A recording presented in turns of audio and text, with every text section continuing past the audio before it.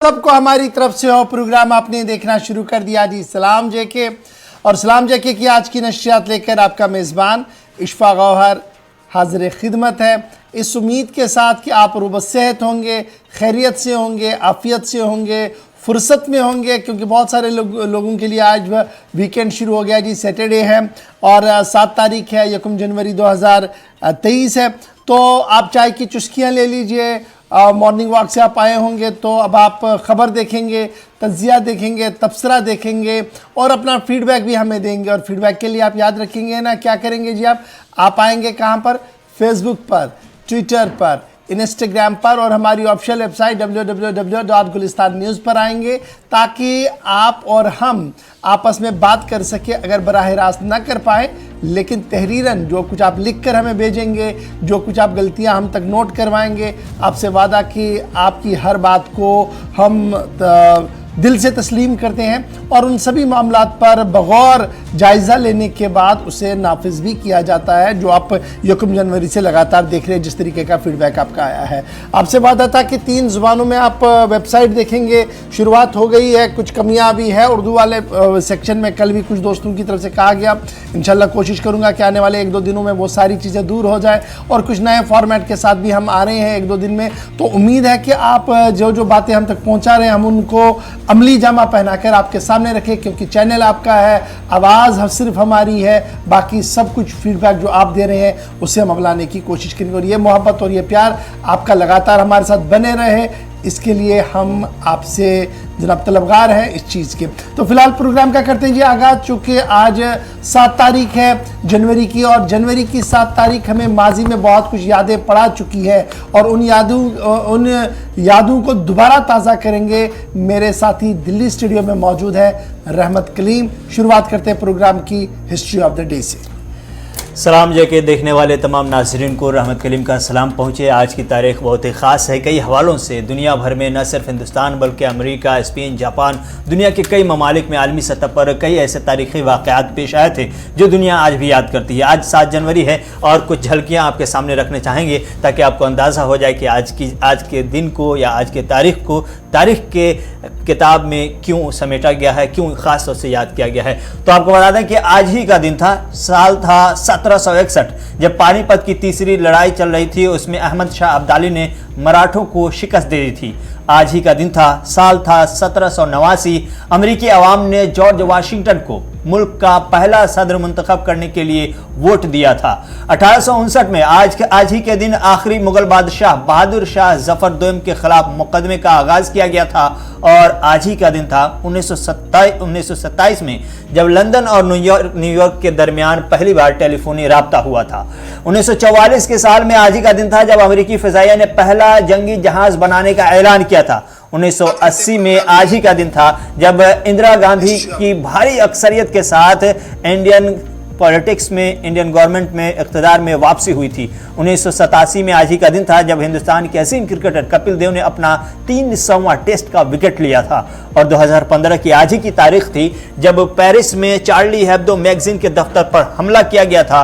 12 सहाफ़ियों को, कार्टूनिस्ट को हलाक कर दिया गया था और 11 जख्मी हो गए थे।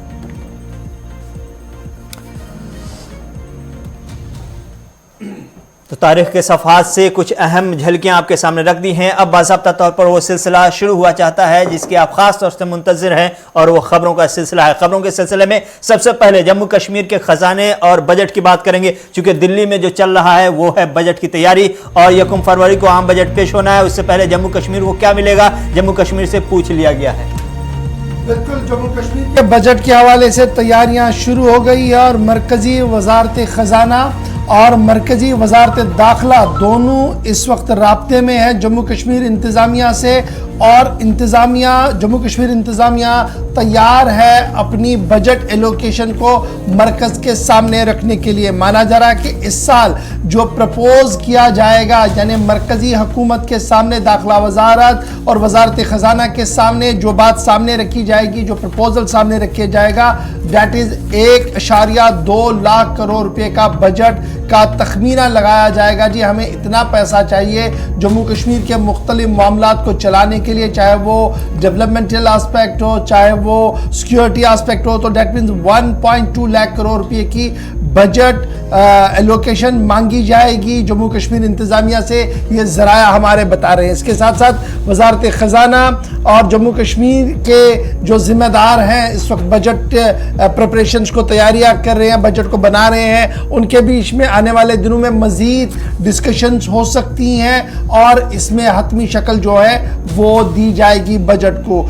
चौथा बजट होगा ये बराह रास्त जो पेश किया जाएगा जम्मू कश्मीर का पार्लियामेंट के अंदर। ये एक बड़ी बात है कि चौथा बजट होगा ये, क्योंकि जब आप तवारीखी पस मंज़र में जाएंगे थोड़ी देर में मैं आपको बताऊंगा कि किस तरीके से ये बजट जो है वो पेश किया जाएगा। मरकज़ी वज़ारत ख़ज़ाना और मरकज़ी वज़ारत दाखिला लगातार राब्ते में है जम्मू कश्मीर इंतज़ामिया के, और जम्मू कश्मीर इंतज़ामिया से नए माली साल बापत इस साल 2023-24 के अखराजात के हवाले से पूछा गया है और इस सिलसिले में उम्मीद ये लगाई जा रही है या तो 31 जनवरी को या 1 फरवरी को जब जनरल बजट पेश किया जाएगा और बजट सेशन दिल्ली के अंदर शुरू होगा, पार्लियामेंट का बजट सेशन शुरू होगा, तो उसके बाद वस्त के अंदर यानी फरवरी के वस्त के अंदर ही जम्मू कश्मीर के लिए भी बजट वज़ीर ख़ज़ाना निर्मला सीतारमन जो है वो पेश करेंगी।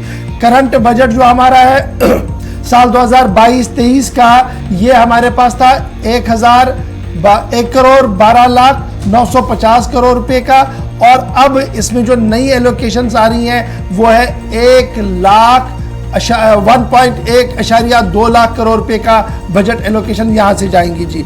और निर्मला सीतारमन साहिबा का जब आप फिगर देखेंगे पार्लियामेंट के अंदर तो उन्होंने प्रेजेंट करना है जी जम्मू कश्मीर का बजट 2020-21 भी 17 मार्च को पेश किया गया था, 17 मार्च 2020 को। उसके बाद 21-22 का बजट जो है वो पेश किया गया था, वो भी मार्च का महीना था, 17 मार्च ही था। और अब 22-23 का जो बजट पेश किया गया था डेट वाज 14 मार्च 2022, ये निर्मला सीतारमन जी का बजट पेश करने का जो था वो सिस्टम था जी जम्मू कश्मीर के हवाले से।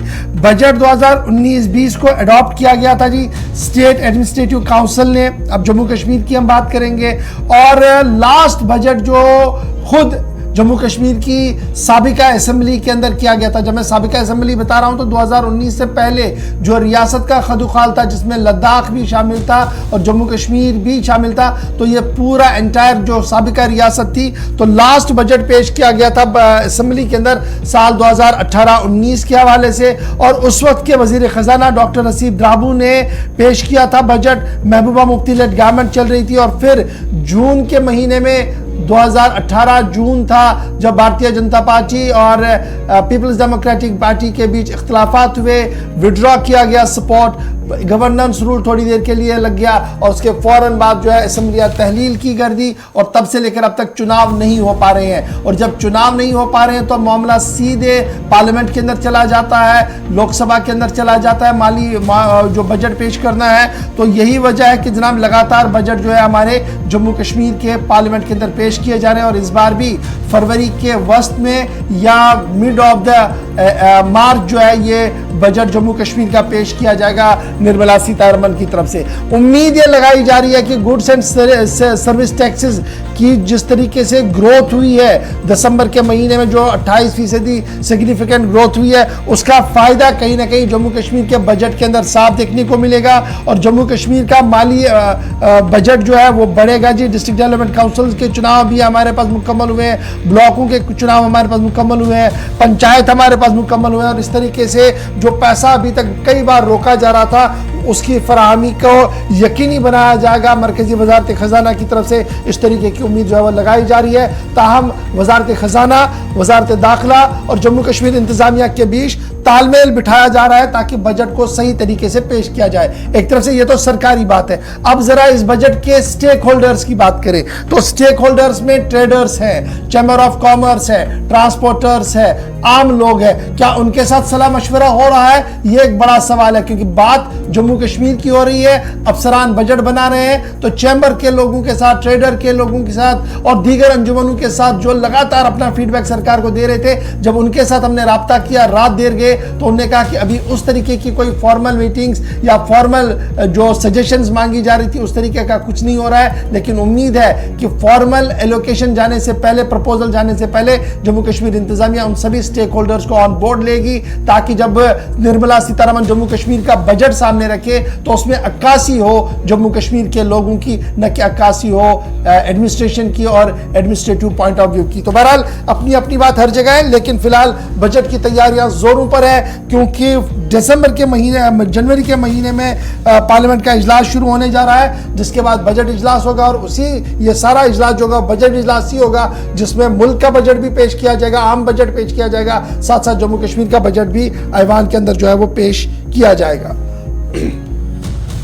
तो जम्मू कश्मीर के बजट को लेकर के एक तरफ जहां दिल्ली से जम्मू कश्मीर की इंतजामिया को बाज़ाब्ता तौर पर यह मकतूब रवाना किया गया है कि आपकी चाहतें क्या हैं, आपकी ख्वाहिशें क्या हैं, ज़रूरियात क्या है, तकाज़े क्या है, इन तमाम हवालों से आप तफसीलात दें, तफसीलात तैयार करने की कोशिश की जा रही है। और दिल्ली में निर्मला सीतारमण की सदारत में बाज़ाब्ता तौर पर बजट 1 फरवरी को पार्लियामेंट की कार्रवाई के दौरान पेश किया जाएगा। इससे पहले ये सारी चीज़ें तय हो जाएंगी और एक फॉर्मेट सामने आ जाएगा कि जम्मू कश्मीर को इस बार कितना बजट किस तरह से, किस शोबे के लिए, किस सेक्टर के लिए दिया जाएगा। तो माली साल के लिए पूरे एक साल, जो माली साल 2023-24 होगा, उसमें कितने रकम, कितने फंड दिल्ली से दिए जाएंगे जम्मू कश्मीर को, जिस माली साल में मुमकिन है कि असम्बली इंतखाबात भी हो जाएं, जिसके बाद बजट खुद तैयार करनी पड़े। तो ये आखिरी बजट भी हो सकता है दिल्ली से जम्मू कश्मीर के लिए, ऐसी उम्मीद लगाई जाए। कि आखिरी बजट हो और इसके बाद स्टेट असम्बली बने जम्मू कश्मीर के अंदर और जम्मू कश्मीर की हुकूमत अपना बजट जो है वो खुद पेश करे। फिलहाल जरा बात करते हैं एक और अहम बात की, एक और अहम मौजू की, और मौजू है जनाब करप्शन का।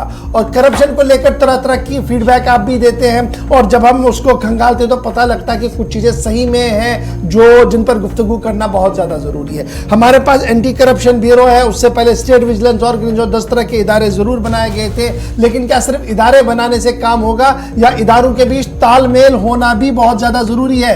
खबर जो हम आपके सामने रख रहे हैं ये मुख्तलिफ ज़रायों से हमारे पास खबर आ रही है, और ज़राए ब्लॉग में आज ये छपी भी खबर है, कुछ ज़राए ब्लॉग ने इस खबर को छापा भी है, तो इसलिए बड़ी इंपॉर्टेंट है कि आपके साथ इस पूरी खबर को शेयर किया जाए। माना जा रहा है कि जनाब एनफोर्समेंट एजेंसियां, यानी एंटी करप्शन ब्यूरो जिसे आप एसीबी आज कह रहे हैं, और इंतजामिया के अंदर जो बड़े अफसर हैं उनके बीच तालमेल मुकम्मल तौर पर नहीं है। और ये तालमेल हम ये कह रहे हैं कि क्यों नहीं है, क्योंकि जब कोई खत रवाना किया जाता है, रिकमेंडेशन जारी के भेजी जाती है कि जनाब हमें इन चीज़ों में आपकी रहनुमाई चाहिए, या इन केसों को ज़रा जल्दी से हमें अप्रूवल दिया जाए ताकि हम कार्रवाई करें IAS, KAS, KPS अफसरों के खिलाफ, तो उसमें लैतुलैल से काम लिया जाता है। और ये लैतुलैल, इस खबर से आपको पता लगेगा कि सैंक्शन फॉर प्रोसिक्यूशन अवेटेड है जी, इंतजार में है पिछले 12 साल से against collector, executive engineer, PWD और कुछ और लोगों के।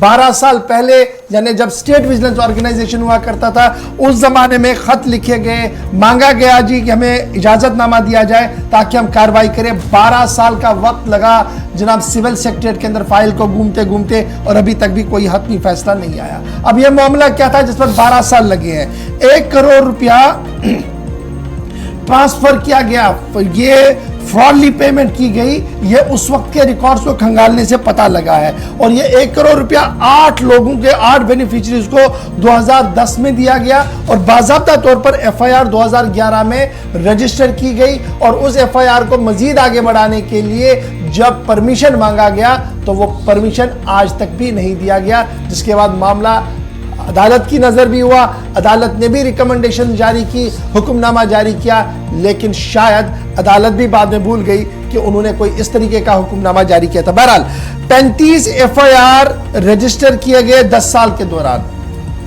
एंटी करप्शन ब्यूरो की तरफ से, और ये 35 FIR वो है जहां पर सरकार का सैंक्शन चाहिए था कार्रवाई करने के लिए। 10 साल के दौरान 35 FIR की बात भी सामने आ रही है। मुख्तलिफ इदारे, चूंकि ACB तो कल बना है, उससे पहले जितने भी इदारे थे, तो 10 साल का जब आप रिकॉर्ड खंगालेंगे तो 35 FIR के बारे में यह कहा गया था कि जनाब हमें गवर्नमेंट सैंक्शन चाहिए ताकि हम मजीद कार्रवाई करें, लेकिन अफसरशाही इस तरीके से थी कि जनाब नीचे चिट्ठी लिखने वाले लोगों को जवाब तक नहीं दिया गया। अब ये जो सैंक्शन विदहोल्ड करने की बात है जी, और ये टेनेट अफसरों को बचाने की बात है, ये आज की नहीं है, ये पुरानी है। और यही वजह है कि आज के दौर में लेफ्टिनेंट गवर्नर एडमिनिस्ट्रेशन से ये उम्मीद लोग कर रहे हैं कि वो ये मामले देखेंगे कि किन लोगों ने फाइलों को दबाया था, क्यों दबाया था, किन के कहने पर दबाया था, उन पॉलिटिशियंस के खिलाफ भी कार्रवाई हो। और अगर आज खुद अफसरों ने लैतुलैल से काम लिया और अभी भी वो at the helm of affairs है, तो उनको टास्क पर लिया जाए। और ये जो पेंडिंग फाइलें हैं, इनको वन गो में क्लियर करके एक मिसाल सेट की जाए कि जनाब अब इंसाफ मिल रहा है और इंसाफ के लिए दर-बदर की ठोकरें नहीं खानी पड़ती। और खुद ये जो एनफोर्समेंट एजेंसियां हैं, जिन्हें हम ACB कहते हैं और दीगर लोग, जब ये कार्रवाई करते हैं तो इन्हें यह उम्मीद होती है कि ऊपर सरकार फौरन से जनाब परमिशन देकर हम आगे बढ़ेंगे। और जब ये लैतुलैल से चलता है तो उनके भी हौसले टूटते हैं। एक इंसानी फितरत ये है। FIR नंबर 25/2011 रजिस्टर हुआ जी स्टेट विजिलेंस ऑर्गेनाइजेशन में, जो अब एंटी करप्शन ब्यूरो कहलाया जाता है, कुछ अफसरों के खिलाफ। कुछ अफसर आज के दिन में रिटायर है, कुछ अभी भी काम कर रहे हैं। मैं नाम नहीं लूंगा जी, मेरे पास नाम सारे अफसरों के हैं। कलेक्टर रैंक के अफसर थे, फिर एग्जीक्यूटिव इंजीनियर रैंक के अफसर थे, और दीगर चीज़ें, और भी क्लर्कल स्टाफ था, लैंड एक्विजिशन मार्क करना क्लर्क थे, सुपरिटेंडिंग इंजीनियर्स थे। इनके खिलाफ कार्रवाई करने की बात जो थी वो सामने हुई थी, क्योंकि FIR नंबर 25/2011 हुआ था। और फिर मजीद जब आप, ये तो हुआ ही नहीं, उसके बाद प्रोसिक्यूशन दोबारा किया गया जी 10 PDD इंजीनियर्स के खिलाफ, जो अभी भी पेंडिंग है जी, जिनमें एग्जीक्यूटिव इंजीनियर 2 AE 2 JE 10 साल से ये भी अवेटेड है। इसके साथ साथ जम्मू कश्मीर हाई कोर्ट ने 21 अप्रैल 2017 को एक ऑर्डर पास किया, 561A, जो Bashir Ahmad Mir versus state and others था, जिसमें प्रोसीडिंग को स्टे किया गया था। याद रखिएगा, यह था 2017। 2023 तक ये स्टे वकेट ही नहीं कर पाई स्टेट गवर्नमेंट। आपको याद होगा ना, मैंने 2 दिन पहले कहा था कि वकला के लिए भी दिन अब ज्यादा अच्छा नहीं है जी, उनको भी अपनी परफॉर्मेंस दिखानी पड़ेगी सरकारी वकीलों को। चीफ सेक्रेटरी साहब ने कहा था लॉ डिपार्टमेंट को जो काम नहीं कर रहे जी, उनको बाहर का रास्ता दिखाए। ये क्यों कहा था? क्योंकि इस तरीके की डिस्कशन जब हमने शुरू की थी, जरा ब्लॉग से बातें सामने आई थी, तो एडमिनिस्ट्रेशन को इस बात की भनक लगी थी कि अब इस पर बात हो रही है मीडिया में, इसलिए हमने भी रिएक्ट और रेस्पॉन्सिव बनना पड़ेगा। और शायद यही वजह है कि वकला के लिए भी कहा गया था कि जनाब जो काम नहीं करेंगे सरकारी वकील, उनको बाहर का रास्ता दिखाया जाए। लेकिन बड़ा सवाल ये है, 2017 में स्टे हुआ, 2023 तक क्यों नहीं हटा, वो एक बड़ा सवाल है। जरा हमें यह बता रहे हैं कि जनाब लगातार एडमिनिस्ट्रेटिव पार्ट पर, सिविल सेक्रेटरीट के पार्ट पर कोताहियां बरती जा रही हैं, और उन्हीं कोताहियों का यह नतीजा है कि रिश्वत को जिस तरीके से खत्म करने की बातें हो रही थी, जो बड़ा जंग लड़ने की बात हो रही थी, जिस पर तकरीरें और एडिटोरियल्स लिखे जा रहे थे, शायद वो अभी तक भी जमीनी सूरत हाल पर उतरता हुआ नजर नहीं आ रहा है। क्योंकि 2 पल्ले इस तराजू के 2 बड़े इंपॉर्टेंट पिलर्स हैं, एक एग्जीक्यूटिव अथॉरिटी है, एक ग्राउंड फोर्सेस है, और जब तक इन दोनों के बीच में तालमेल ना हो तब तक शायद इंसाफ मिले, ये दूर दूर तक भी नजर नहीं आ रहा। ये तो थी एक मिसाल। अब जरा दूसरी मिसाल की ओर आते हैं जी, CCTV कैमराज को लेकर। एक वक्त ये भी था, कहा गया कि जनाब CCTV कैमराज जी लगाए जाएं पुलिस स्टेशन के अंदर, और CCTV कैमराज लगाए जाएं जी सभी दफ्तरों के अंदर। और ये CCTV कैमरा लगाने की बात क्यों आई थी? ताकि करप्शन पर रोक लगे और ये सारी रिकॉर्डिंग्स होती रहे कि कौन क्या कर रहा है और कौन किस तरीके से काम करवा रहा है। एडमिनिस्ट्रेटिव पार्ट पर जब ये डिसीजन लिया जा रहा था तो लोगों ने पीठ थपथपाई थी, इंतजामिया की, कहा था कि चलिए एक कदम आप आगे बढ़ रहे हैं, उम्मीद ये लगाई जाएगी कि मजीद बेहतरी होगी। उसके बाद हमारे पास इत्तला यह है कि एंटी करप्शन ब्यूरो ने भी अपनी सिफारिशात रियासती इंतजामिया के सामने रखी थी और यह कहा था कि जनाब दफ्तरों के अंदर CCTV मॉनिटरिंग लगाई जाए ताकि करप्शन पर थोड़ी सी लगाम लगाई जा सके। करप्शन खत्म होगा इससे सवाल नहीं पैदा होता, लेकिन करप्शन कम हो सकता है अगर आप सीसीटीवी मॉनिटरिंग के तहत काम करेंगे तो बड़ी चीजें क्लियर हो जाती हैं कि लड़का बैठा है टेबल पर या नहीं बैठा है, काम कर रहा है नहीं कर रहा है, इसके आगे पीछे क्या कुछ हो रहा है, अफसर की निगरानी में सारा कुछ रहता है। नंबर 1। नंबर 2, जो प्राइवेट, एक तो ये हो गया सिविल सेक्रेटरी या बड़े दफ्तर जहां पर ये काम चल रहा है। उसके बाद हमने देखा था कि प्राइवेट घरों के अंदर भी कुछ दफ्तर बने हैं, कुछ इस तरीके का निजाम है, तो वहां पर करप्शन और तीसरा आदमी यानी मिडल मैन का होना वो दिख रहा था, बहुत ज्यादा विजिबल आज भी है। तो यही वजह है कि जो एसीबी है उन्होंने ये कहा था, लेकिन यहां पर भी कोई बड़ा काम नहीं हुआ और अभी तक भी कई हसास इदारों के अंदर और इस तरीके के अवामी दफ्तरों के अंदर सीसीटीवी नहीं लगे हैं, जिससे ये साफ लग रहा है कि अभी भी करप्शन के खिलाफ हमने जो जंग लड़नी है उसमें मजीद हमने तेजी के साथ आगे बढ़ना होगा। ये दूसरा पहलू था खबर का। लेकिन तीसरा पहलू भी मस्बत पहलू है। चूंकि करप्शन की बात हो रही है तो फटाफट से मैं तीसरी खबर आपके सामने रख दूं कि करप्शन के खिलाफ जंग भी जारी है और इस जंग में कई बार कामयाबियां भी मिली है। हमने देखा होगा कि नॉर्थ कश्मीर के अंदर बड़े बड़े लोगों को धर दिया गया, लेकिन कल वर्दी पोस्ट को गिरफ्तार किया गया और वर्दी पोस्ट पर यह इल्जाम था कि जाली ऑर्डर जारी करके एक आदमी से उसने पैसे वसूले और जब पुलिस के पास मामला चला गया, पुलिस ने आनन फानन कार्रवाई की, एफआईआर दर्ज की और पता लगा कि जनाब जो पैसा देने वाला है और जो पैसा लेने वाला है इसके बीच में जो कम्युनिकेशन थी वो ये थी कि जनाब आपको नौकरी मिलेगी और वो भी पुलिस के अंदर आपको फॉलोअर लगाया जाएगा, इसलिए आपको 20,000 रुपया पहले देना होगा और उसके बाद मजीद पैसा देना होगा। बहरहाल ऑर्डर निकाला गया फॉलोअर का, लेकिन जब वो लड़का ज्वाइन करने गया पता लगा ऑर्डर फर्जी है। मामला पुलिस स्टेशन अच्छाबल की नोटिस में लाया गया और पुलिस स्टेशन अच्छाबल ने पूरी तौर पर एफआईआर नंबर 420-468-12B आईपीसी के तहत दर्ज किया। पुलिस स्टेशन अच्छाबल के अंदर इन्वेस्टिगेशन शुरू की और इन्वेस्टिगेशन शुरू करने के दौरान पता लगा कि जनाब ये जो आदमी है जिसने फर्जी ऑर्डर दिया था ये तो जम्मू कश्मीर पुलिस का ही कांस्टेबल है, चाहे जिस भी बटालियन का है लेकिन पुलिस का ही है। और आनन फानन में कार्रवाई करते हुए तसद्दुक अहमद शेख, सना गुला अहमद शेख, रेजिडेंट ऑफ शालीपोरा अच्छाबल जो था उसने एप्लीकेशन दी थी, उसके कहने पर इन्वेस्टिगेशन शुरू हुआ। पता लगा उमर फारूक वलद फारूक अहमद गनाई ऑफ तिलवनी अच्छाबल ये जी काम कर रहा है एज ए कांस्टेबल, पोस्टेड है IR 6 बटालियन में।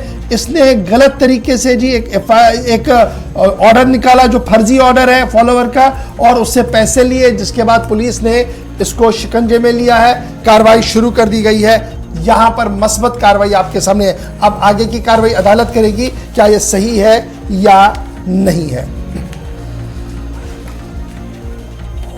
तो करप्शन के इस खेल में कहीं अच्छी तस्वीर भी देखने को मिल जाती है जहां पर कार्रवाई होती है, आवाम खुश होती है और आवाम दाद भी देती है, लेकिन एक बड़ा गैप जहां पर देखने को मिलता है, कहीं ना कहीं उस गैप से हौसला अफजाई होती है उन करप्ट लोगों की या करप्शन करने वालों की और उससे समाज पर, सोसाइटी पर गलत असर जाता है और इंतज़ामिया की या फिर सरबराहान की अपनी छवि ख़राब होती है। हालांकि इसकी फ़िक्र उन्हें होती नहीं, लेकिन आवाम का सीधे तौर पर नुकसान होता है किसी भी सूरत में। ऐसे में अगर कहीं पर कार्रवाई की जाती है करप्शन के खिलाफ और गिरफ्तारी होती है, कफ़र किरदार तक पहुँचाया जाता है, तो आम आवाम राहत की सांस लेती है और खुश होती है। आगे बढ़ेंगे और बात करेंगे ज़रा सा सरकारी रहायशगाह का मज़ा लूटने वाले सरकारी अफसरान के अलावा वो लोग जो सरकार में थे, यानी सियासी लीडरान की। जम्मू कश्मीर में सियासी लीडरान को सरकारी बंगला खाली करने का जब हुक्म दिया जाता है तो हंगामा खड़ा हो जाता है, लेकिन 2 साल की एक रिपोर्ट आई है और इस रिपोर्ट में एक बड़ा इंकशाफ हुआ है। 2 साल की रिपोर्ट का इंकशाफ यह है कि करीब 107 रहनुमाओं को सरकारी रिहायशगाह से बेदखल कर दिया गया है। 2021 के बाद यह कार्रवाई और तेज कर दी गई है। आपको याद होगा कि आर्टिकल 370 की मनसूखी के बाद से सूरत हाल बदली और फिर सूरत हाल इस हद तक बदली कि इंतजामिया की जानिब से सरकारी बंगले को खाली कराने की कोशिश की गई। और जो खबर मिल रही है, और ये RTI से खबर मिली है, जानकारी मिली है, ये जानकारी ये मिली है जो सरकारी रिहायशगाह है जिनमें सरकारी जो रहनुमा रहते थे, सियासी लीडरानी जो एक्स हो चुके थे और XY बहुत सारे हो चुके थे, उन तमाम को अब तक के बाज़ाब्ता तौर पर सरकारी रिहायशगाह में रहने का मौका मिल रहा था। लेकिन इंतजामिया ने जैसे ही नकेल डालने की कोशिश की तो 2021 के बाद ये कार्रवाई तेज हुई और अब तक की खबर ये मिली कि दो साल के अंदर में 107 ऐसे लीडरान थे जो साबिक रियासती वज़ीर थे, डिप्टी CM थे और दीगर ओहदों पर फायज थे, यानी सरकारी आदमी थे, उन तमाम को बाज़ाब्ता तौर पर 2 साल के अंदर बंगला खाली करने का हुक्म दिया गया और उन्हें बेदखल कर दिया गया। महबूबा मुफ्ती और दीगर सीनियर रहनुमाओं का नाम, जब भी उनके नाम हुक्मनामा जारी हुआ तब हंगामा हुआ या फिर इस तरह वो सुर्खियों में रही, लेकिन इस तरह की 207 नाम है पूरे 2 साल के अंदर जो बाज़ाब्ता तौर पर उन्हें बंगला से बेदखल कर दिया गया है। 107 नाम ऐसे हैं। तो ये जो रिपोर्ट आई है वो जम्मू कश्मीर स्टेटस डिपार्टमेंट की जानिब से बाज़ाब्ता तौर पर रिपोर्ट जारी की गई है और इसमें बताया गया है कि करीब 3 साबिक डिप्टी सीएम हैं जिनको बाज़ाब्ता तौर पर बेदखल किया गया है और साबिक वज़राए आला भी हैं इस लिस्ट में, साबिक मिनिस्टर भी हैं, उनको बाज़ाब्ता तौर पर सरकार की जानिब से नोटिस थमाया गया और नोटिस थमाने के बाद उन्हें सरकारी बंगले से बेदखल किया गया। तो ये 2 साल के अंदर 107 बड़ा दिलचस्पी है कि आरटीआई चला गया था जी। आरटीआई में ये पूछा गया था कि बताइए कि जनाब एंटायर स्टेट डिपार्टमेंट क्या कुछ कर रहा है और उसमें जो वीवीआईपी जम्मू के अंदर रह रहे हैं बंगलौज के अंदर, उनकी क्या पोजीशन। तो उसी में ये कहा गया था कि जनाब सत्यपाल मलिक साहब जब गवर्नर थे और असेंबलियाँ तहलील कर दी गई थी, उस वक्त नोटिस जारी कर दी गई हैं। कुछ लोगों ने आज खुद खाली कर दिया, कुछ को खाली करवाया गया, लेकिन कुछ अभी भी इन रिहायशी क्वार्टरों के अंदर है जो वीवीआईपी क्वार्टर्स हैं और उनको खाली कराने की कोशिशें की जा रही हैं लगातार उनके साथ तालमेल में। यानी 2017-18 में नोटिस जारी हुई, 2023 में भी वो नहीं हुआ है। और इस पर आपको याद होगा कि जम्मू कश्मीर लद्दाख हाई कोर्ट ने गुज़श्ता दिनों जब चौधरी लाल सिंह का मामला आया था तो किस तरीके से फटकार लगाई थी, लेकिन माना जा रहा है यहाँ पर पॉलिटिकल विल के तहत पूरा का खेल जो है वो खेला जा रहा है और यही वजह है कि हिज़्ब इख्तिलाफ के कई लीडरान ने कई बार इस पूरे मामले पर संजीदा सवाल भी हुकूमत के सामने रख दिए हैं। फिलहाल बढ़ते हैं जी आगे। बात जब जम्मू की चल रही है तो बीजेपी के हवाले से आपको एक और बड़ी खबर बताते चले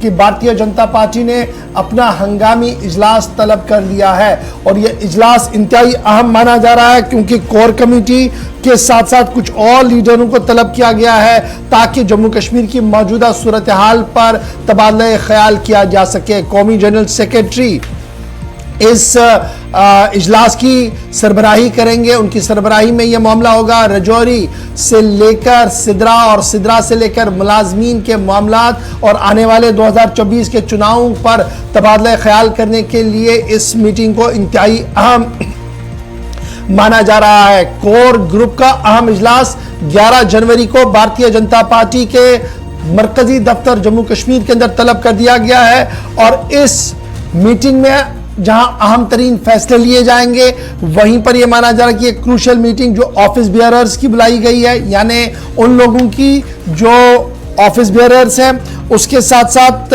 senior leaders, former ministers, ex legislators यानी साबिक MLAs, district presidents, district vice presidents, उसके साथ साथ मोर्चा हेड्स और दीगर लोग जो है इन सभी को तलब किया गया है 11 जनवरी को, जहां पर पहले इन लोगों से मुलाकात होगी, मीटिंग होगी और उसके फौरन बाद कोर ग्रुप का इजलास शाम को मुनक्किद किया जाएगा। यानी 11 तारीख को 2 अहम इजलास होंगे। एक पार्टी के सभी लीडर्स का इजलास होगा, दूसरा इजलास शाम को जो कोर ग्रुप का इजलास होगा और इन दोनों इजलासों के दौरान कुछ अहम तरीन फैसले लेने की उम्मीद लगाई जा रही है। आपको याद होगा कि दिसंबर के महीने में ही हमने आपसे बात की थी और कहा था कि ये पूरा 3 महीना जो है पैक रहेगा बीजेपी एक्टिविटीज से।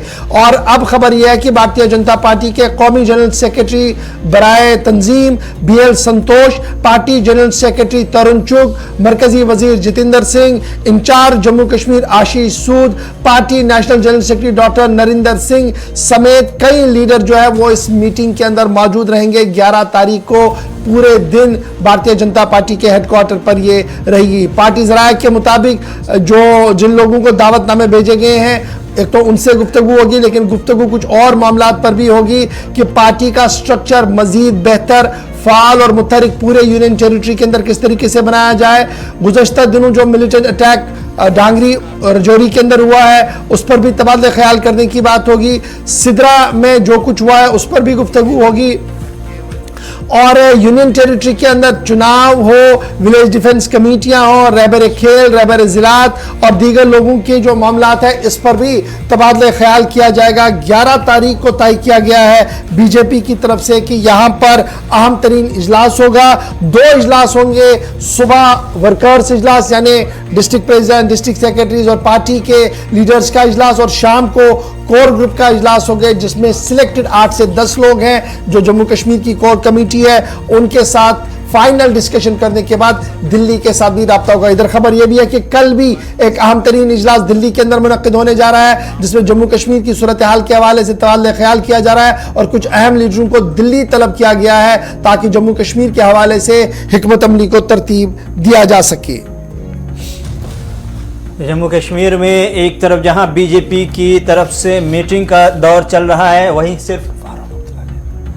वहीं साथ ही साथ बाज़ाब्ता तौर पर दिल्ली में भी मीटिंग चल रही है। तो बीजेपी के अंदर ये मुसलसल मीटिंग और तरह तरह के आने वाली खबरों की तरफ की जानिब से ये तस्वीर बनकर निकलती है कि आने वाले दिनों में असेंबली इंतखाबात की तस्वीर करीब करीब बनती नजर आ रही। बढ़ेंगे आगे, डॉक्टर फारूक अब्दुल्ला की बात करेंगे। जब बीजेपी की बात हो रही है तो डॉक्टर फारूक अब्दुल्ला को भी याद करेंगे, क्योंकि डॉक्टर फारूक अब्दुल्ला ने जो बात कही है वो सीधे तौर पर दिल्ली को चुभने वाली है। दिल्ली को चुभने वाली बात यह कही, उन्होंने कहा कि जिस बहाने से 370 मनसूख किया गया, खुसूसी दर्जा छीना गया, वो सारे बहाने शराब साबित हुए हैं। और उन्होंने यह भी कहा कि 370 की मनसूखी से पहले लोग मिलिटेंसी और दहशतगर्दी के इजाफे की बात करते थे। यह दावा किया जाता था कि 370 खत्म हो जाएगा, मिलिटेंसी खत्म हो जाएगी। लेकिन सवाल यह है कि क्या इस दावे में अब सच है? हकीकत यह है कि 370 की मनसूखी के बाद से मिलिटेंसी और दहशतगर्दी में मजीद इजाफा हुआ है। उन्होंने न सिर्फ जम्मू कश्मीर बल्कि मुल्की सूरत हाल, मुल्की सियासी सूरत हाल पर भी बात की और कहा कि मुल्की सतह पर अगर अपोजिशन मुत्तहिद नहीं होती है तो फिर एनडीए को रोकना या एनडीए के खिलाफ मजबूती से खड़ा होना मुमकिन नहीं होगा। वाहिद रास्ता यही है कि अपोजिशन मुत्तहिद हो और अपोजिशन के इत्तेहाद के साथ ही इस तरह की कार्रवाई हो सकती है जिसमें हम हुकूमत को, मौजूदा सरकार को, मौजूदा जमात को रोक सकते हैं। डॉक्टर फारूक अब्दुल्ला ने कहा कि जम्मू कश्मीर को खुसूसी दर्जा देने वाले दफा 370 की मनसूखी के बाद आतंकवाद बिला रोक टोक जारी है। खुसूसी हैसियत की मनसूखी से मिलिटेंसी के खात्मे में कोई मदद नहीं मिली, इसके बरक्स इजाफा ही हुआ है। जम्मू कश्मीर की खुसूसी पोजीशन छीनने के लिए जो बहाने बनाए गए थे और प्रोपेगेंडा फैलाया गया वो सब के सब शराब साबित हुआ। अपोजिशन के इत्तेहाद पर बात करते हुए डॉक्टर फारूक अब्दुल्ला ने कहा कि वाज़ेह है कि सिर्फ मुत्तहदा अपोजिशन ही तब्दीली ला सकती है। मैं खुदा नहीं हूं, मैं अकेला कुछ नहीं कर सकता और नहीं मैं पेशन गोई करने वाला शख्स हूं, लेकिन अपोजिशन मुत्तहिद होकर इलेक्शन लड़े तो तब्दीली जरूर आएगी। लेकिन ये इस बात पर मुनहसिर है कि क्या अपोजिशन वाकई मुत्तहिद होती है कि नहीं। राहुल, चलिए ये बताइएगा, क्या ये 2024 के चुनाव के हवाले से या स्टेट असेंबलीज के हवाले से बात बताइए? क्योंकि जब हम स्टेट असेंबलीज की बात बताएंगे तो अभी जिस तरीके का माहौल नेशनल कॉन्फ्रेंस के अंदर है, उन्होंने अपनी कॉन्स्टिट्यूंसी इंचार्जेस और अपने तरीके से चुनावी बिगुल को फोंकने की कोशिश तो की है। और अगर नेशनल हुकअप पर है वो तो सीधी सी बात है कि सूरत हाल किस तरीके की बन रही है, उसमें शायद फारूक और बीजेपी एक साथ तो एक पेज पर और नेशनल हुकअप पर वो अभी तक दिख नहीं रहा है। लेकिन दरपर्दा जो खबरें आ रही है वो तो और भी कुछ है। तो ये बयान किस तरीके से देखा जाए, ये तो बड़ा इंपॉर्टेंट है फिर। लेकिन राहुल गांधी को गले लगाते नजर आए थे। दर पर्दा जो भी अगर बीजेपी से कुछ चल रहा है या इस तरह की जो खबरें वायरल हो रही हैं, लेकिन इधर हमने तस्वीर जो देखी थी गुज़श्ता दिनों भारत जोड़ो यात्रा में यूपी जाकर के, कश्मीर जाकर के, कश्मीर में होते वहाँ मुलाकात होती है वो अलग बात है, लेकिन यूपी जाकर के बाज़ाब्ता तौर पर गले मिलते हैं, गले लगाते हैं, 2 कदम चलते हैं, साथ देते हैं, भरोसा दिलाते हैं और अब जाकर के नेशनल हुकूमत पर बाज़ाब्ता तौर पर अपोजिशन के इत्तेहाद की बात करते हैं। वहीं जम्मू कश्मीर में जम्मू कश्मीर की मौजूदा जो एलजी इंतजामिया है या फिर दिल्ली के अंदर जो सरकार चल रही है उस पर तनकीद करते हैं। तो कहने की सही और अच्छी जो सियासत होती है जिसमें डिप्लोमेसी सबसे हाई होती है वो डॉक्टर फारूक अब्दुल्ला कर रहे हैं, चाहे वो रियासी सतह पर हो या सेंट्रल की सतह पर हो। चलिए जनाब बढ़ते हैं जी आगे। बात जरा एक और अहम और बड़ी खबर की करते हैं और बात करते हैं लेफ्टिनेंट गवर्नर साहब के उस हुक्मनामे की जो रात देर गए जारी कर दिया गया है। और इस हुक्मनामे के आने के बाद सोशल मीडिया पर काफी जश्न भी देखने को मिल रहा है। कई इलाकों से खुशी की खबरें और लेफ्टिनेंट गवर्नर के फैसले का खैर मकदम किया जा रहा है और कई हल्के जो है वो इस पर तजब्जुब का शिकार भी है कि आखिर इतना बड़ा फैसला लिया कैसे गया। अब ये बड़ा फैसला लिया कैसे गया है जी, वो ये है, अब ये बड़ा फैसला जो लिया गया वो ये है कि R&B roads and buildings department को रिस्ट्रक्चर किया गया, तंजीम 9 के दायरे में इसको लाया गया। और जब ये खबर सामने आई रात देर के हमने आपको बताया था कि क्या कुछ उसमें, लेकिन उसके बाद मजीद तफसीलात भी सामने आ रही हैं और वो मजीद तफसीलात जो है वो इंतहाई अहम है आपके जानने के लिए कि आखिर हुकूमत ने क्या बड़ा फैसला लिया है। पूरे जम्मू कश्मीर के अंदर कई नए डिविजन्स बनाए गए हैं, R&B के नए डिविजन्स बने हैं और सब डिवीजन्स को क्रिएट किया गया। ये बड़ी बात है कि कई नए डिवीजन और सब डिवीजन बने हैं। जब ये डिवीजन और सब डिवीजन बनेंगे तो नीचे आवाम को बहुत ज्यादा राहत मिलेगी। जिन लोगों को 30-40 किलोमीटर का दूर का सफर करके अपना काम करवाना होता था, अब वो दूरियां खत्म होंगी। इसलिए कई इलाकों से लोगों ने जहां लेफ्टिनेंट गवर्नर का शुक्रिया अदा किया, कई सियासी जमातों के ट्विटर पर और फेसबुक पर हमने कल ही देखा कि गवर्नर का शुक्रिया अदा किया जा रहा था। एसेट्स और लायबिलिटीज को पहले ही डिस्ट्रीब्यूट किया गया था जी, फरवरी 28 से पहले ये डिस्ट्रीब्यूट कर दिया जाएगा। और कुछ पोस्टों को एबॉलिश किया गया, लेकिन रिक्रूटमेंट पॉलिसी में कोई नुमाया तब्दीली नहीं है। रिक्रूटमेंट जिस तरीके से हो रही थी उसी तरीके से होगी। यह भी साफ कर दिया गया, ये जो नया असासा हम खोल रहे हैं जी, ये जो नए दफ्तर हम खोल रहे हैं, इसके लिए कोई नई बिल्डिंग नहीं ली जाएगी, कोई किराए की बिल्डिंग नहीं होगी, बल्कि जो हुकूमती सतह पर हमारे गेस्ट हाउसेज है, दीगर चीजें हैं, उनको कन्वर्ट किया जाएगा जी इन दफ्तरों के अंदर, ताकि हुकूमत पर कोई बोझ भी ना पड़े। सीधे श्रीनगर चलेंगे, इस बड़े फैसले के अंदर बड़ी बातें क्या कुछ है जानने की कोशिश करेंगे। हमारे सीनियर साथी हिलाल हांजुरी हमारे साथ है। हिलाल, रात देर गए, तकरीबन 50 सफ़ात पर मुश्तमिल ऑर्डर है और इस ऑर्डर की बड़ी कहानी ये कि डिवीजन और सब डिवीजन बनाए गए हैं, लायबिलिटीज और एसेट्स को तकसीम किया गया है। साथ साथ यह भी साफ कर दिया गया है कि अब सिंगल विंडो में पूरा निजाम चलेगा और जब सिंगल विंडो में निजाम चलेगा तो बेहतरी के आसार और ज्यादा बेहतर होंगे। बड़ी बातें क्या कुछ है? बिल्कुल गौहर, मुझे लगता है कि जो ये ऑर्डर है एक वसी ऑर्डर है और इसमें बहुत सारी चीजों की निशानदेही की गई है। और कल दोपहर में ही जब ये ऑर्डर के हवाले से कुछ इसके इक्तसाबात हमारे सामने आए तो उससे पता चला कि डिपार्टमेंट ऑफ R&D के अंदर, जिसे पब्लिक वर्क्स भी कहते हैं, साविरत आमा भी कहते हैं, तो इसके अंदर रिस्ट्रक्चरिंग हुई है। और इस हवाले से हुकूमत ने महकमा तामीरात आमा, यानी जिसे R&D भी कहते हैं, इसकी तंजीमी नाव के जरिए काडर की असर नाव तंजीम और इसके मातहत जो फील्ड दफातर के दायरे इख्तियार है उनको मंतकी बनाकर उन्हें डिवीजनों, अजला और मरकज के जेर इंतजाम इलाके जम्मू कश्मीर के ब्लॉक की इलाकाई हदूद के साथ साथ जो शरीक टर्मिनस बनाने का हुक्म दिया है। और ये की मुतअद्दिद आसानियां खत्म कर दी गई हैं, जबकि रिक्रूटमेंट रूल्स में कोई तब्दीली नहीं लाई गई है। इसमें कुछ चीजें अहम हैं, जिसमें डेवलपमेंट कमिश्नर वर्क्स जो साबिका सेक्रेटरी टेक्निकल R&D डिपार्टमेंट था, उसको दोबारा इंजीनियरिंग चीफ के तौर पर नामजद किया गया है। जबकि जो मैकेनिकल इंजीनियरिंग डिपार्टमेंट का नाम जो था उसे बिलतरतीब अब नाम बदल दिया गया है और नाम मैकेनिकल और अस्पताल हॉस्पिटल डायरेक्टरेट जैन के रखा गया है। इसी तरह से चीफ इंजीनियर DRQC जो एक ओहदा था जो हाइड्रोलिक विंग की बजाय अब R&D डिपार्टमेंट के सिविल विंग से पूर्ण किया जाएगा। और चीफ इंजीनियर मैकेनिकल विंग और चीफ इंजीनियर मोगल रोड की एक पोस्ट को सिविल विंग में मुंतकिल कर दिया गया है।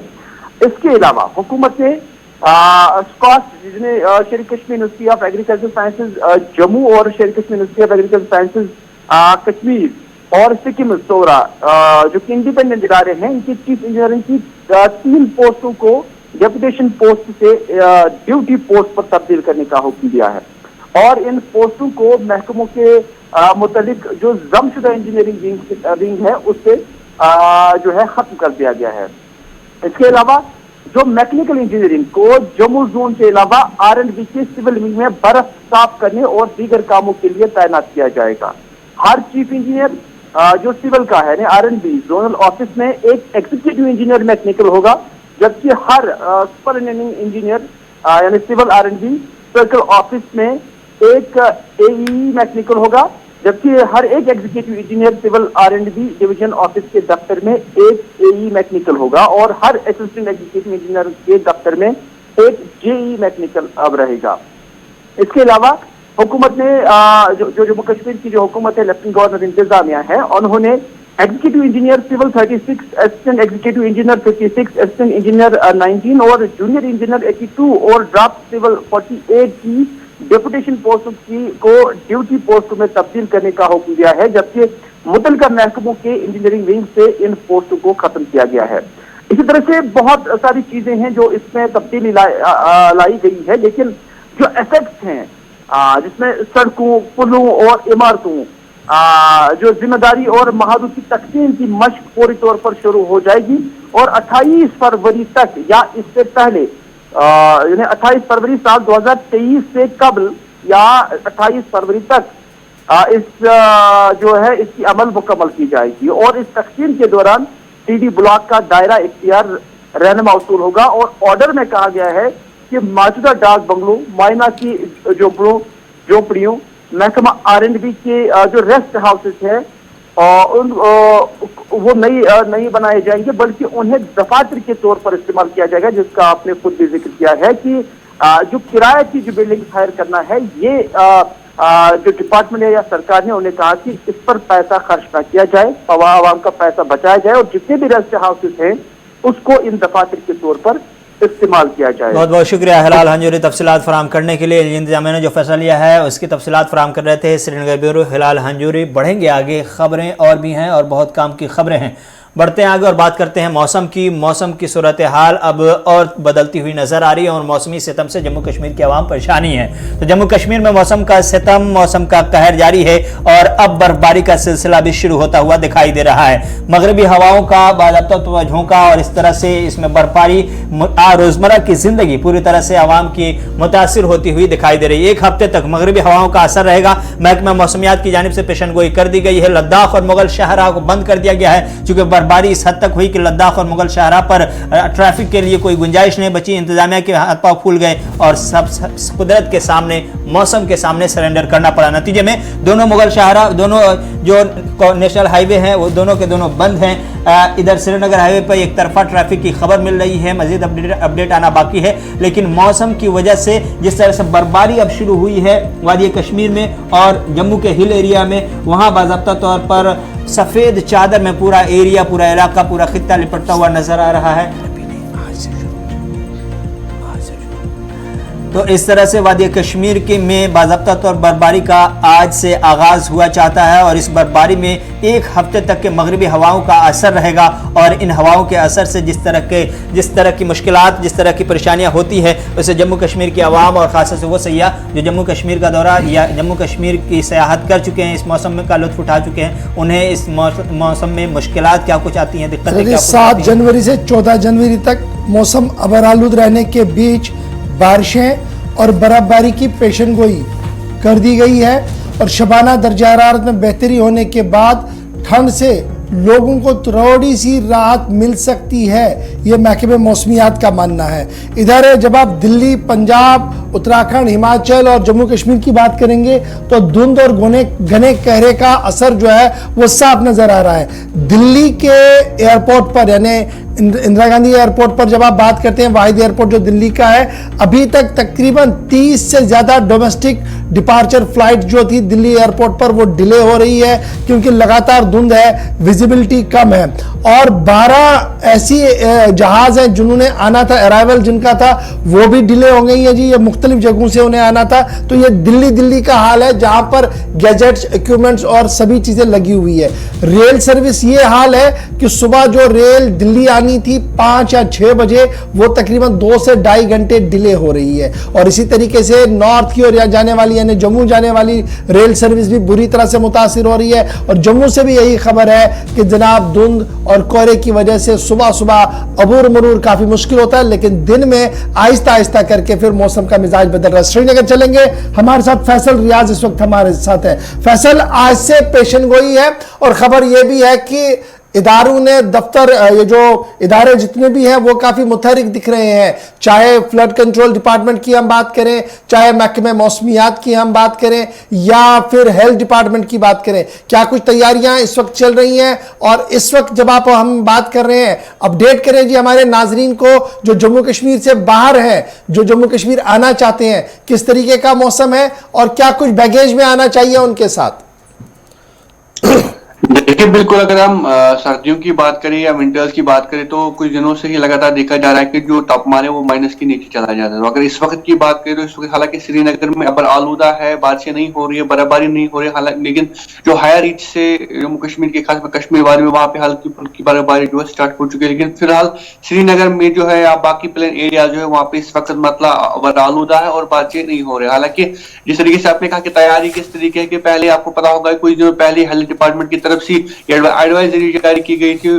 पूरे जो डिपार्टमेंट के लोग हैं उनसे कहा गया है कि आप ऑन टोज रहिए, और जिस तरीके से पहले जिस दिन ही पेशन गोई की गई थी कि 7 से लेकर 14 तारीख तक जो है वेस्टर्न डिस्टर्बेंस हिट करेगी जम्मू कश्मीर को, जो आज शाम से स्टार्ट होगा और उसके साथ 9 तारीख को ये खत्म होगा। तो उसके बाद एक बार फिर से 9 से लेकर 11 तारीख तक एक अच्छी खासी वेस्टर्न डिस्टर्बेंस होने वाली है, जो कि फिर 11 तारीख तक रहेगी, जिसमें सबसे ज्यादा चांसेस है कि बर्फबारी प्लेन एरियाज में भी हो सकती है और हाई रिस्क में हो सकती है। हालांकि जो आज शाम से जो पेशन गोई है 7 तारीख से लेकर 9 तक, उसमें थोड़ी बहुत राहत मिल सकती है, बारिश हो सकती है प्लेन एरियाज में, और जो हाई रिस्क है वहां पे बर्फबारी हो सकती है। लेकिन जो 9 से लेकर 11 तक जो पेशन गोई की गई उसमें बताया गया है कि चांसेस है कि मिडिल लेवल की जो है बर्फबारी वो प्लेन एरियाज में भी हो सकती है और हाई रिस्क में भी हो सकती है। इसके लिए पहले ही मैकेनिकल इंजीनियरिंग डिपार्टमेंट जो है वो भी ऑन टूल्स है, उन्होंने सारी मशीनरी जो है रेडी रखी है। एक मॉक ड्रिल भी कुछ दिनों पहले चलाई गई थी, चाहे वो एसएमसी की बात हो, एसएमसी भी इसमें पूरे तरीके से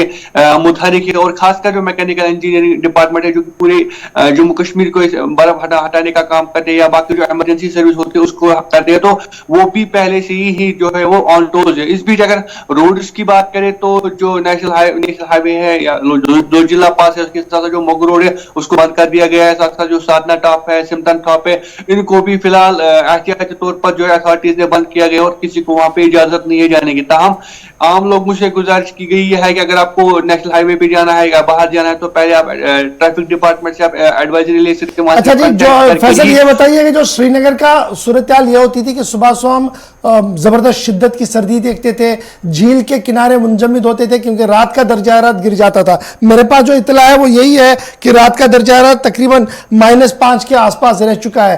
तो पीने के पानी की किल्लत या जो सूरत हाल है इस हवाले से क्या कुछ है?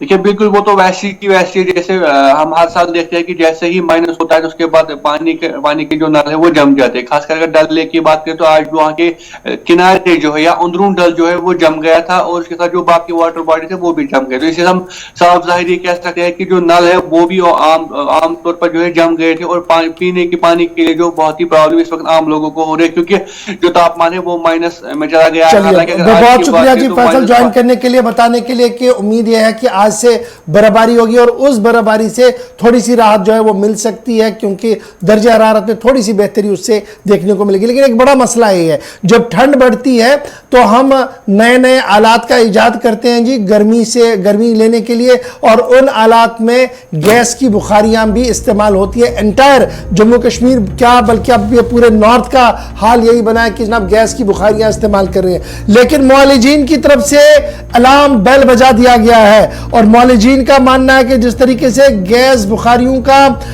बेतहाशा इस्तेमाल हो रहा है ये एक साइलेंट किलर के तौर पर साबित हो रहा है क्योंकि इन गैस बुखारियों से जो गैस बरामद होती है वो आपके जिस्म को काफी ज्यादा नुकसान पहुंचा रही है।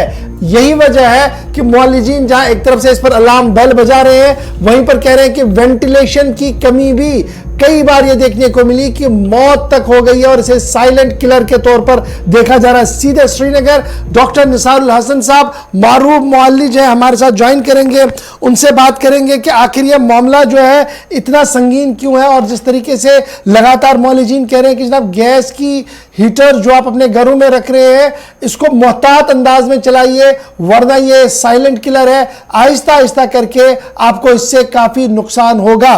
तो डॉक्टर निसारुल हसन साहब क्या आप तक मेरी आवाज आ रही है? हाँ जी डॉक्टर साहब, ये जो अलार्म बेल बजा है आपकी तरफ से बजाया गया, कुछ और मुअल्लिजीन की तरफ से बजाया गया श्रीनगर में, इसकी दरअसल हकीकत क्या है और किस तरीके से मोहतात रहना पड़ेगा सभी लोगों को जो गैस का इस्तेमाल कर रहे हैं एज ए हीटर के तौर पर? हम आज ही नहीं इसके जो गैस हीटर की वजह से कई सालों से मौतें हो रही है, यहाँ पे जाने जा रही है और इसकी वजह यह है कि जो अनवेंटेड गैस हीटर्स आप क्लोज स्पेसेस में इस्तेमाल करते हो उससे मौतें होगी। आपने भी देखा होगा, हमने भी यहाँ पे देखा होगा, उसकी वजह से हमने जो अलार्म जारी किया है कई सालों से बता रहे हैं कि जो अनवेंटेड गैस हीटर्स है उनका ना इस्तेमाल किया जाए, स्पेशली क्लोज स्पेस में, चाहे आपका बेडरूम होगा, बाथरूम होगा, ये जो है ये गैस हीटर जिसमें चिमनी नहीं होती है, ये जानलेवा है, इससे मौतें हो गई और कश्मीर के हवाले से बहुत जाने जाया होगी। तो इसमें क्या होता है कि जो ये अनवेंटेड गैस हीटर होता है, इससे कार्बन मोनोऑक्साइड निकल जाता है। जब कोई वेंट नहीं होगा तो carbon monoxide, you can not see it, you can not smell it, you can not taste it, it causes silent death जो हुआ।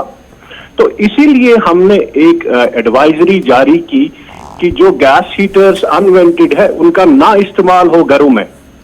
अगर इनका अब इस्तेमाल होना ही है, it should be in vented places, चाहे कहीं जहां वेंटेड प्लेसेस होगा, और वहां पे भी it should not be more than 4 hours. यहां तक कि आपके जो बाकी गैजेटरीज हैं जी, हीटिंग अप्लायंसेस में, चाहे ब्लोवर है, हीटर आप इस्तेमाल करते हो ना, इलेक्ट्रिकल ब्लैंकेट्स, उनमें भी वहां पे भी you have to use it judiciously.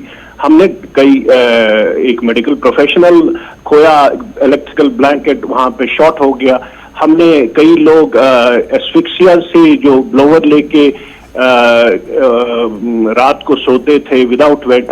बीच बीच में अगर ये इलेक्ट्रिकल, देखो सारों के पास हमाम तो नहीं है, that is the safest way Kashmir के हवाले से, लेकिन अगर आप इलेक्ट्रिकल अप्लायंसेस हीटिंग के लिए करते हो, एक तो आपको जो कपड़े हैं वो काफी लगाने हैं, चाहे घर में है या घर के बाहर आप रहोगे, लेकिन कमरों को गर्म करने के लिए आपको हीटिंग अप्लायंसेस लगानी है, क्योंकि सारों के पास ना एसीज है, सारों के पास हमाम यहाँ पे नहीं है। लेकिन उनका इस्तेमाल जो है बड़ा जुडिशियसली आप कर लो। अगर आप 4-5 घंटे लगाते हो तो बीच में आप खिड़की खोलो, दरवाजा खोलो, रात भर इसको आप कंटिन्यूअसली यूज मत करो, कोई भी इलेक्ट्रिकल अप्लायंस जी। और तीसरी ये बात है कि हम जो इलेक्ट्रिकल अप्लायंसेस, चाहे आप कांगड़ी इस्तेमाल आप करते हो यहाँ पे, जिसमें कोयला आप जलाते हो, लेकिन टांगों के बीच में आप रखते हो, साथ मत रखो स्किन के साथ, क्योंकि हमने एक और बार देखा कि जो साथ रखते हैं उनमें स्किन प्रॉब्लम्स हो जाती है और that can turn into cancer, जो हम पहले देखते थे। तो इसीलिए जो भी आप चाहे गैस हीटर्स है, इलेक्ट्रिकल अप्लायंसेस है, उनका जो इस्तेमाल है जुडिशियसली कर लो। लेकिन गैस हीटर के हवाले से मैं ये कहूंगा कि अनवेंटेड गैस हीटर्स मत इस्तेमाल करो। अगर उनमें चिमनी है, जो बाहर कंबस्शन मटेरियल उसका जो बनता है वो इमिट होता है बाहर, हाँ चिमनी लेके आप इस्तेमाल करो, लेकिन अनवेंटेड गैस हीटर्स घरों में इस्तेमाल नहीं करो। बहुत बहुत शुक्रिया जी डॉक्टर साहब हमारे साथ ज्वाइन करने के लिए और तफसीलात फराहम करने के लिए कि क्या कुछ हो रहा है और हमें कितना मोहतात होने की यहाँ पर जरूरत है। फिलहाल बढ़ते हैं जी आगे और हुकूमत के एक और अहम और बड़े फैसले की बात करते हैं दस्तकारों की और दस्तकारों से मुंसलिक फैसले की। हैंडीक्राफ्ट और हैंडलूम डिपार्टमेंट की तरफ से एक बड़ा फैसला लिया गया है और ये फैसला माना जा रहा है कि ये जी एक गेम चेंजर के तौर पर साबित हो सकता है। Directorate of handloom and handicraft की तरफ से बाज़ाब्ता तौर पर ऑनलाइन सर्विसेज को चलाने का फैसला ले लिया गया और 8 सर्विसेज को ऑनलाइन सर्विसेज ऐलान कर दिया गया, ऑन रोल कर दिया गया है और ये सर्विसेज इंटीग्रेट कर दी गई है कि सिंगल विंडो सिस्टम के तहत अब आपने एक काम को कई जगह पर ले जाने की जरूरत नहीं है, बल्कि सिंगल विंडो सिस्टम मुतारिफ कराया गया है। और इस सिंगल विंडो सिस्टम को मुतारिफ कराने का बुनियादी मकसद ये है कि स्टेक होल्डर जितने भी हैं, आर्टिजन जितने भी हैं, उन्हें बुनियादी तौर पर आसानी हो, मजीद सहूलियत हो इस काम को आगे बढ़ाने के लिए और डिजिटल ट्रांजैक्शंस को क्लियर करने में और उन मुस्तहिकीन तक वो पैसा पहुंचे, इसे टाइम बाउंड बैनर में करने के लिए भी कई बड़े फैसले जो है वो इंतजामिया की तरफ से लिए गए हैं, डायरेक्टरेट की तरफ से लिए गए हैं। डायरेक्टरेट की तरफ से कानीशाल आर्टिजन्स के लिए भी एक बड़ा ऐलान किया गया है।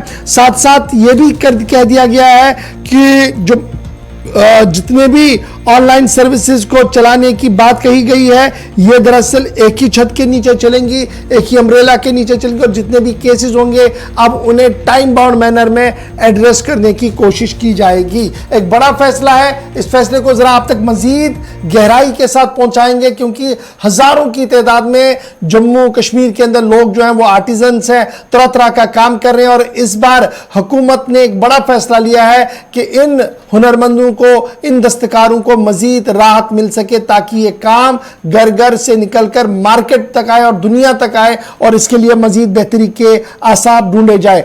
महमूद अहमद शाह साहब डायरेक्टर हैं जी हैंडीक्राफ्ट एंड हैंडलूम के, मेरे साथ फोन लाइन पर इस वक्त ज्वाइन कर चुके हैं। महमूद अहमद शाह साहब, बहुत बहुत शुक्रिया जी ज्वाइन करने के लिए।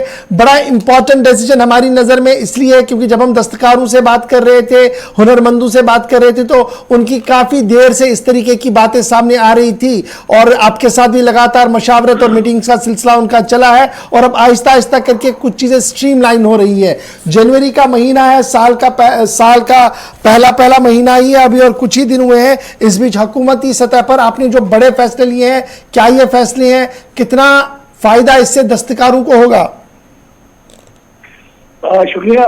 देखिए, ये जो ऑनलाइन सर्विस है, हमारी 8 सर्विसेज जो है इंटीग्रेट सिंगल विंडो से।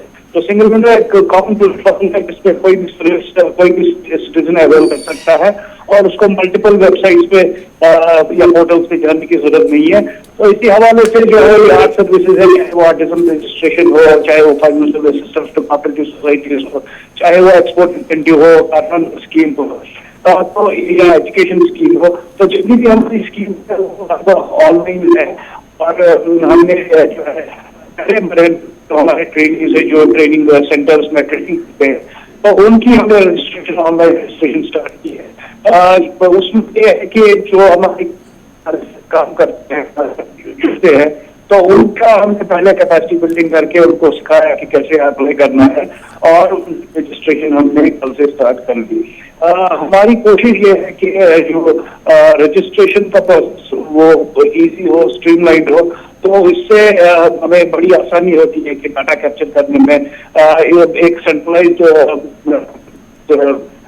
इंफॉर्मेशन सिस्टम बनेगा, इसमें आपको पता चलेगा कि हमारा आर्टिजन कहाँ पे है, क्या स्किल है उसके पास, और उसको हमने कितना सपोर्ट है, और ये जो है के साथ वो जुड़ता है या उसकी। तो आजकल जो है सारा है, हम भी कोशिश कर रहे हैं। शाह साहब, एक चीज बड़ी इंपॉर्टेंट जो मुझे इसमें नजर आ रही थी, वो कानीशाल आर्टिजन्स को लेकर इनके हवाले से भी आपने एक बड़ा फैसला लिया है कि जो ट्रेनीज हैं डिपार्टमेंट के साथ, अब वो और जिनके पास कार्ड भी है उनको मजीद बेहतरी के लिए कुछ और कदम आपकी तरफ से उठाए गए। क्या है ये पूरा फैसला जो आपकी तरफ से लिया गया है? देखिए, हम ये कश्मीर में हमारे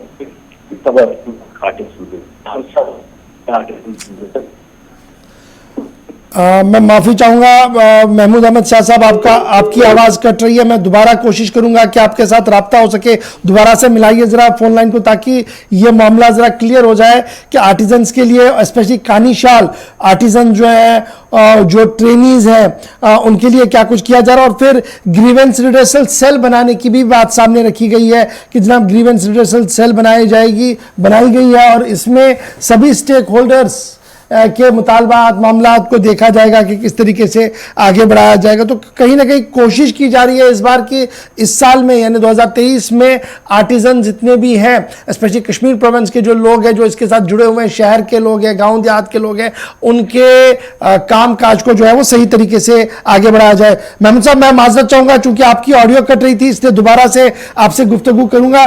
कानीशाल पर थोड़ी सी बात रखिएगा, और ये जो ग्रीवेंस सेल आपकी तरफ से बनाने की बात रखी गई है, दोनों पर जरा मुख्तसर सी बात रखिएगा। देखिए, हमारे साथ हम कश्मीर में कोई 450 सेंटर्स चलाते हैं, और इसमें कोई 8000 के करीब ट्रेनिंग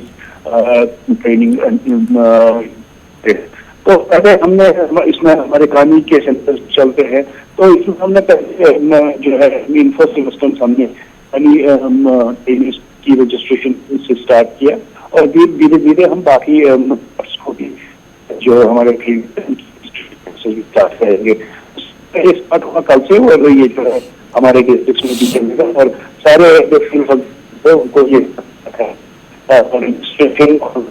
स्टार्ट करें ताकि ट्रेनिंग डाटा इजी हो। कल ही हमारा एक फ्लैगशिप